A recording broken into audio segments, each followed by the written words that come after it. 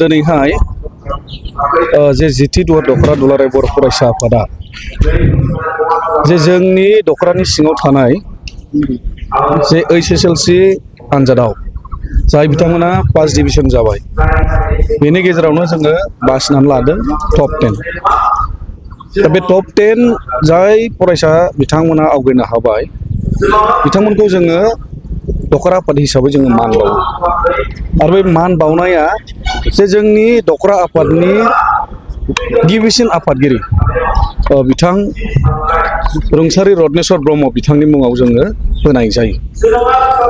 दा बेयाव जोङो जे जाय बिथां गेदेमा रुंसारि रत्नेश्वर ब्रह्म बिथाङा बे जोंनि इयुन जोलै दा बर' जाथि दानायाव बिथाङा गोबां बिहोमा होलांदोंमोन। बिथाङा ओनसोल जौगानाय फरायसाफोरखौ लानानै सुबुरुन होनाय बिथाङा बै समनिफ्रायनो सासे गागि दैदेनगिरि होननानै जों बुंनानै लानो हायो। जों दिनैहाय मोनदों जे जोंनि देग्लायनि जे 2025नि मायथाइनि जे मेट्रिक पास जानाय बेयाव टप 10 हिसाबै जोङो मोननो हादों 11 जन बा 11 जन। दा बाव 11 जन जोङो मोनबाय, जोङो खुब गोजोननाय मोनदों आरो आसा खालामदों जे जोंनि बर' मिडियामाव फरायनानै जे फंबाय बिनानावमोना जुदि मोजां मार्क्स लानानै गावनि जिउनि राहा जे दागोन बेनि फारसे बिथांमोना आवगायदों, जों बेखौ बिराद बाख्नायगोन।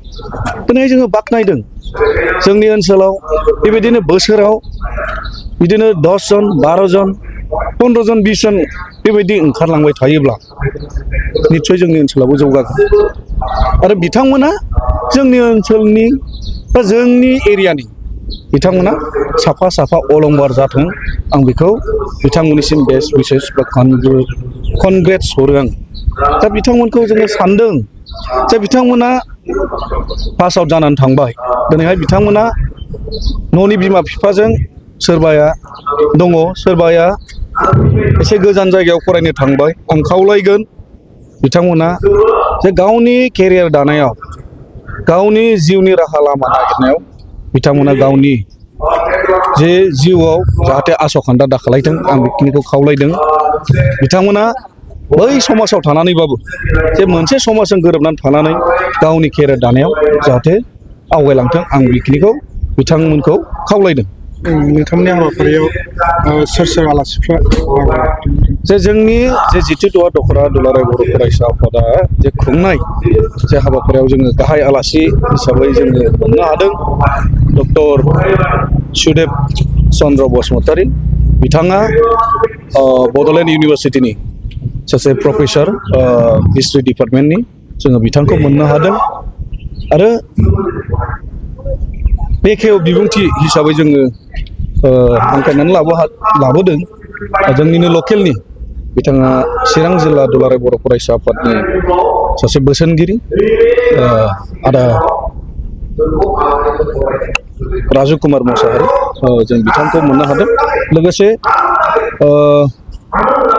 डक्टर रेडियान नार्जारी, चिरां जिल्ला दुलाराय बर' फरायसा आफादनि गाहाय नेहाथारि, बिथाङाबो बे हाबाफारियाव दङ। गासै जोंनि लकेलनि इन्टेलेक्सुवेल्स बिथांमोनाबो बेयाव मदद होदों जे जोंनि ओनसोलखौ जौगानायनि थाखाय, फरायसाफोरखौ फोसाबनायनि थाखाय जोंनि लकेलनि इन्टेलेक्सुवेल्सफ्रा फ्राय गोसो होदों, आं बेखौ मोनदाङो।